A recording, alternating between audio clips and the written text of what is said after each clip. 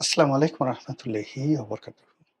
সম্মানিত দর্শক, আমাদের মহান জাতীয় সংসদ স্বাধীনতা সার্বভৌমত্বের প্রতীক এবং আমাদের এই বাংলাদেশ রাষ্ট্রের ক্ষমতার এই মুহূর্তের কেন্দ্র বিন্দু। যেহেতু পার্লামেন্টারি ফর্ম অফ গভর্নমেন্ট আমাদের দেশে প্রচলিত, সেই কারণে এখন এই মেম্বার অফ পার্লামেন্ট বা এই পার্লামেন্টের যে হাউস,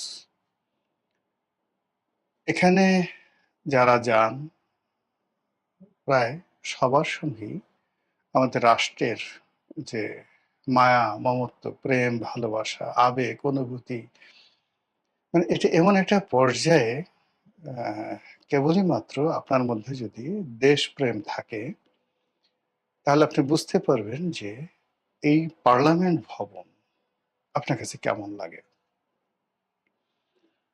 আমাদের এই পার্লামেন্ট ভবনের সামনে যখন আমাদের জাতীয় পতাকা পথ করে উড়তে থাকে, আমাদের এমপিরা যখন এখানে বিতর্ক করেন, এখানে ঢুকেন, এখান থেকে যখন কোনো আইন প্রণয়ন হয় এবং সেই আইন যখন সারা বাংলাদেশে বাস্তবায়িত হয়, এর সঙ্গে একটা হৃদয়ঙ্গম সব মিলিয়ে যে বাঙালির ইতিহাস, ঐতিহ্য সবকিছু এখানে এসে এমনভাবে মিলিত হয়েছে, যার সঙ্গে আপনি যদি একটা মানুষের যে মাতৃগর্ভ, মানুষ জন্মগ্রহণ করে, তো মাতৃগর্ভ যেভাবে তার কাছে পবিত্র, তেমনি বাঙালির ইতিহাস, ঐতিহ্য, গণতন্ত্র, স্বাধীনতা, মুক্তিযুদ্ধ সবকিছু এসে এই ভবনটিতে একীভূত হয়েছে। তো সেই ভবন গত ২ বছর ধরে নানাভাবে লাঞ্ছিত হচ্ছে, অপমানিত হচ্ছে। জুলাই আগস্ট বিপ্লবের পর বিপ্লবীরা এই ভবনে ঢুকে পড়লেন। তারা এখানে ঢুকে মানে ঠিক শ্রীলঙ্কার কায়দায়, শ্রীলঙ্কার পার্লামেন্টে এরকম হয়েছিল কিনা আমি বলতে পারবো না। সেখানে শ্রীলঙ্কার প্রেসিডেন্টের বাসভবনে বিপ্লবীরা ঢুকে পড়েছিল। আবার আমাদের যে পার্লামেন্টের যে পবিত্রতা, যেটার সঙ্গে ব্রিটিশ পার্লামেন্টের তুলনা করা যেতে পারে, তো সেই ব্রিটিশ পার্লামেন্টে কখনো কোনো বিপ্লবীরা গত ৮০০ বছরে ঢুকেছে, এমপিদের চেয়ারে বসে পায়ের উপর পা তুলে মাইক-টাইক সব ছিঁড়ে নিয়ে গেছে। এরকম দৃশ্য আমার জানা নেই। কিন্তু গত ২ বছরে আমাদের এই পার্লামেন্টটিকে নিয়ে ঠিক ওইরকম কিছু একটা হয়েছে। তো আমাদের পার্লামেন্ট হাউস, সেখানে আশেপাশের যে স্থাপনা, তারপরে পার্লামেন্ট হাউসের মধ্যে স্পিকারের বাসভবন এবং প্রধানমন্ত্রীর বাসভবন কাছাকাছি। ওখানে শেরেবাংলা নগরের অন্যান্য যে সকল স্থাপনা, চন্দ্রিমা উদ্যান, এই পুরো যে স্ট্রাকচারটি পাকিস্তান জমানাতে যে তৈরি করা হয়েছিল, মূলত একটা ভাব এবং গাম্ভীর্যকে ফুটিয়ে তোলার জন্য। এবং এখনো পর্যন্ত আমি বিশ্বের অনেক দেশের পার্লামেন্ট দেখেছি, বাস্তবে দেখেছি এবং যাকে বলা হয় ছবিতে দেখেছি। বিশ্বাস করেন, এক অনন্য স্থাপনায়, তারপরে মাধুর্যে, সৌন্দর্যে আমাদের এই পার্লামেন্টের সমকক্ষ আমি কোথাও দেখিনি, কোথাও দেখিনি। তো সেই পার্লামেন্টে এইবার একটা অদ্ভুত ঘটনা ঘটল। আমাদের পার্লামেন্টের যে দক্ষিণ প্লাজা, যেই দক্ষিণ প্লাজাকে আমরা মনে করি আমাদের সবকিছুর একটা এক্সট্রিম। যদি এই দক্ষিণ প্লাজায় কারো জানাজা হয়, এমপির জানাজা হয় বা অন্য কারো জানাজায় যদি এখানে দেই, তাহলে ধরে নেওয়া হয় যে এটি আমাদের জাতির পক্ষ থেকে সর্বোচ্চ নিবেদন। এই দক্ষিণ প্লাজায় যখন কোনো অনুষ্ঠান হয়, সেটি জাতীয় অনুষ্ঠান, আমরা ধরে নিই এটির মান, মর্যাদা, সম্মান আমাদের সর্বোচ্চ। আমরা যাই হই না কেন সেটা সর্বোচ্চ। তো সেই জায়গাতে কখনো কোনো বিদেশি রাষ্ট্র, কোনো রাষ্ট্রদূত, কোনো রাষ্ট্রীয় অনুষ্ঠান আমি অন্ততপক্ষে দেখিনি। আবার এই ধরনের পার্লামেন্টের চত্বরে, সেটা ভারতের পার্লামেন্ট হোক কিংবা ইংল্যান্ডের পার্লামেন্ট হোক, আর অথবা ক্যাপিটাল হিল, ধরুন ইংল্যান্ড মানে আমেরিকার, তো যেখানে সিনেট রয়েছে, কংগ্রেস রয়েছে। যদিও তাদের সিনেট এবং কংগ্রেস ব্রিটিশদের মতো নয় বা আমাদের মতো নয়, ওখানে প্রেসিডেন্সিয়াল ফর্ম অফ গভর্নমেন্ট, সেখানে রাষ্ট্রের প্রায় সমস্ত ক্ষমতা কেন্দ্রীভূত থাকে প্রেসিডেন্টের হাতে। আবার কত যে শহরগুলোতে পৌরসভা রয়েছে, সিটি কর্পোরেশন রয়েছে, তো সেই শহরের মেয়রদের হাতে সকল ক্ষমতা কেন্দ্রীভূত থাকে। তো সেখানে সিনেট যারা আছেন, সিনেটের যারা সদস্য সিনেটের, তাদের কিছু ক্ষমতা থাকে, কংগ্রেসম্যানদের কিছু ক্ষমতা থাকে, আবার প্রতিটা রাজ্যে যে গভর্নর থাকে সেই গভর্নরের কিছু ক্ষমতা থাকে। ফলে আমাদের পার্লামেন্টের ক্ষমতা যদি ধরেন ১০০-তে ১০০, সেখানে মার্কিন কংগ্রেস তাদের ক্ষমতা আছে অনলি ২০, অনলি ২০। এই কারণে তাদের ক্ষমতাটা প্রেসিডেন্ট, তারপরে তাদের জুডিশিয়ারি, তাদের গভর্নর, তাদের স্থানীয় সরকার মানে মেয়র, তারপরে সিনেট, এই ৫টি জায়গাতে সমান ভাগে ভাগ হয়ে আমাদের এমপিরা, আমাদের স্পিকার, আমাদের প্রধানমন্ত্রী, আমাদের এই টোটালটা অনেকটা ব্রিটিশ ধাঁচের মতো। এখানকার পার্লামেন্ট একটা নারীকে পুরুষ বানানো, পুরুষকে নারী বানানো ছাড়া সব ক্ষমতা তারা প্রয়োগ করতে পারে।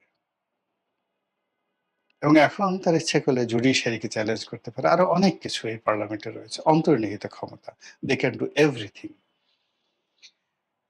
সেই পার্লামেন্টে এইবার দেখলাম মার্কিন যুক্তরাষ্ট্রের যে স্বাধীনতা দিবস, সেই স্বাধীনতা দিবস উপলক্ষে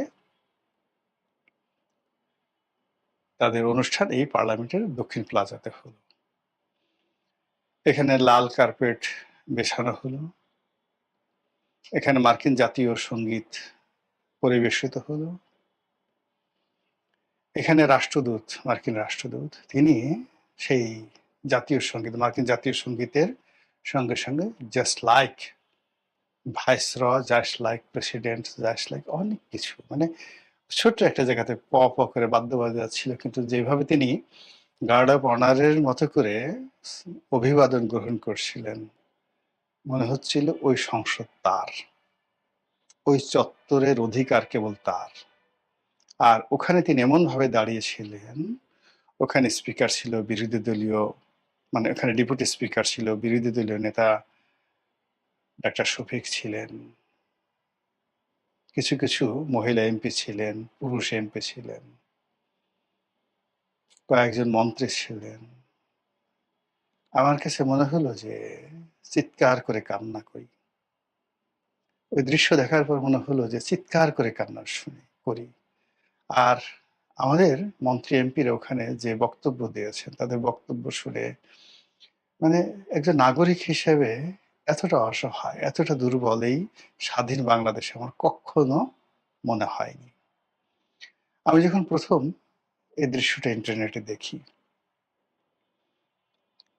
আমি ভাবতেই পারিনি যে এটি সংসদের দক্ষিণ প্লাজাতে হচ্ছে। আমি শুধুমাত্র দেখেছিলাম যে বাংলাদেশে সেই মার্কিন যুক্তরাষ্ট্রের জাতীয় দিবস পালিত হচ্ছে।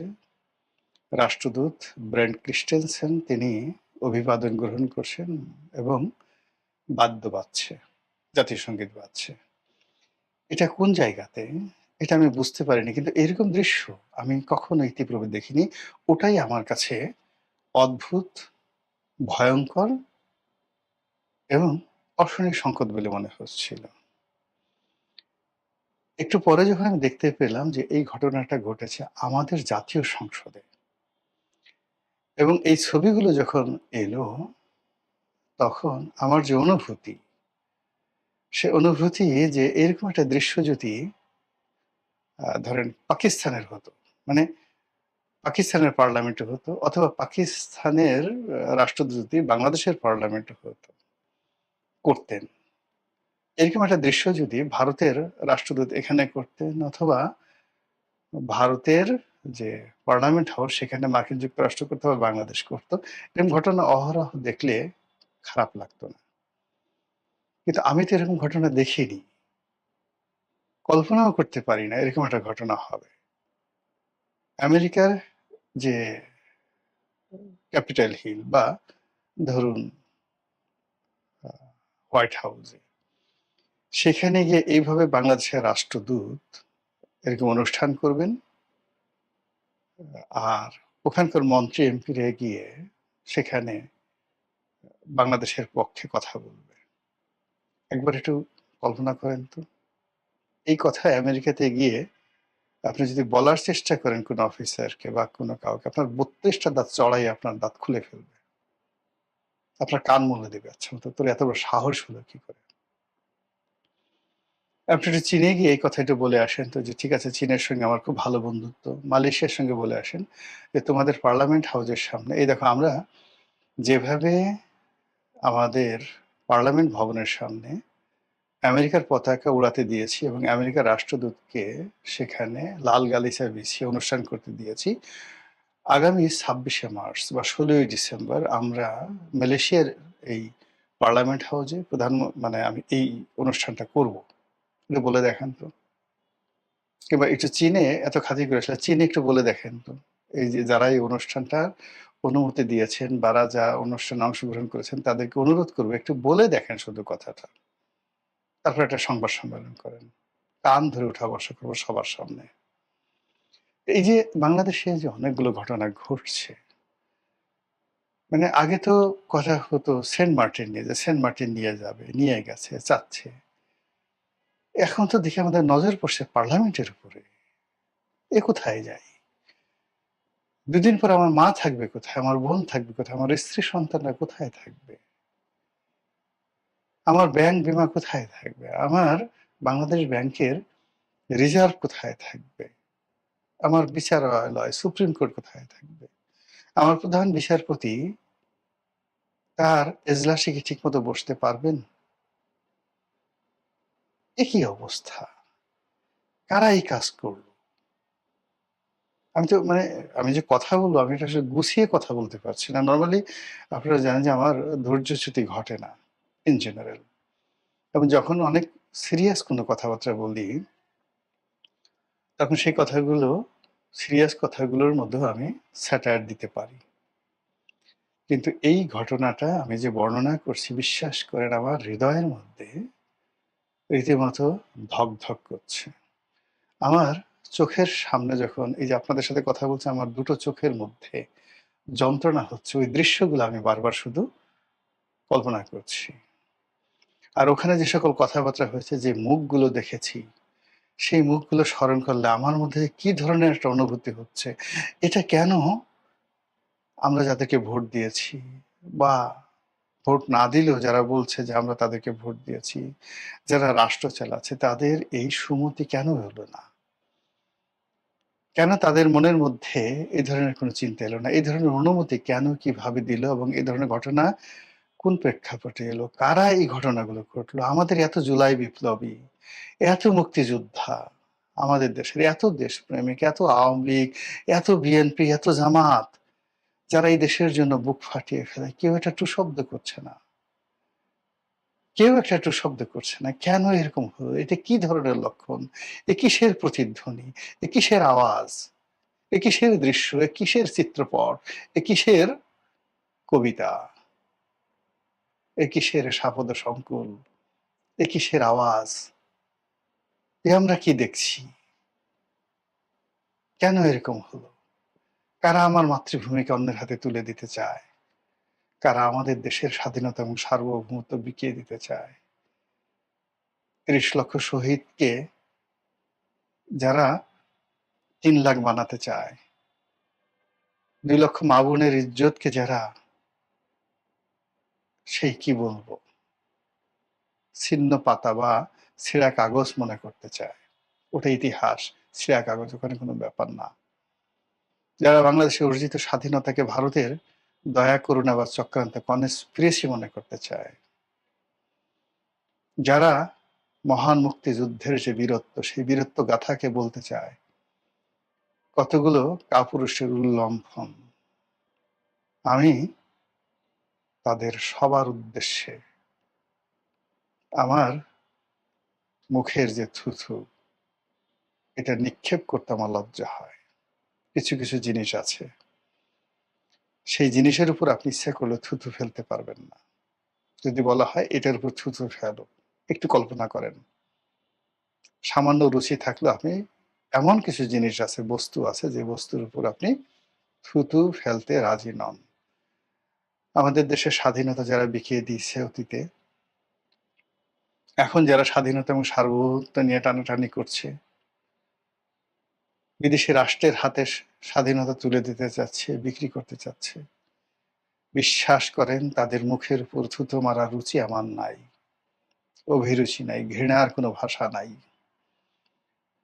আমি তাদেরকে শাস্তি দেব বা বিচার করব, এইরকম স্পর্ধা আমার নেই, রুচি নেই, ক্ষমতা নেই, আমার মস্তিষ্ক কল্পনা করতে পারছে না এই সমস্ত লোকদের কি ধরনের বিচার হওয়া উচিত। আয়াতুল্লাহ আলী খামেনিকে যারা হত্যা করেছেন, সেই মোসাদ, সেই আমেরিকার এজেন্ট, তাদের এজেন্টরা ঠিক তার সামনে বসা ছিলেন, তার পাশে বসা ছিলেন। আমাদের এই দেশকে বিক্রি করার জন্য যে সমস্ত লোক ঘুরে বেড়াচ্ছে আমাদের এই সমাজের পোশাক পরে, তারাও মানুষ, তাদেরও দুটো পা আছে, দুটো হাত আছে, তারাও আমাদের মতো খাবার দাবার করে খায় এবং আমাদের মধ্যে ঘুরে বেড়ায়। সেই মানুষগুলো আমাদেরকে কোথায় নিয়ে যাচ্ছে? একবারের জন্য একবার একটু চিন্তা করুন। কিছু না পারুন, ঘৃণা করুন, কিছু না পারুন, চিৎকার করে কাঁদুন। স্বাধীনতা কি জিনিস যদি বুঝতে চান, একবার গাজাতে গিয়ে ঘুরে আসেন। স্বাধীনতা কি জিনিস একবার যদি বুঝতে চান, লিবিয়াতে ঘুরে আসেন, ইরানে ঘুরে আসেন, ইরাকে ঘুরে আসেন। স্বাধীনতার মূল্য কতটা নির্মম এবং নিষ্ঠুর যদি বুঝতে চান, একবার একটু ভিয়েতনামে ঘুরে আসেন, এমনকি আফগানিস্তানে ঘুরে আসেন।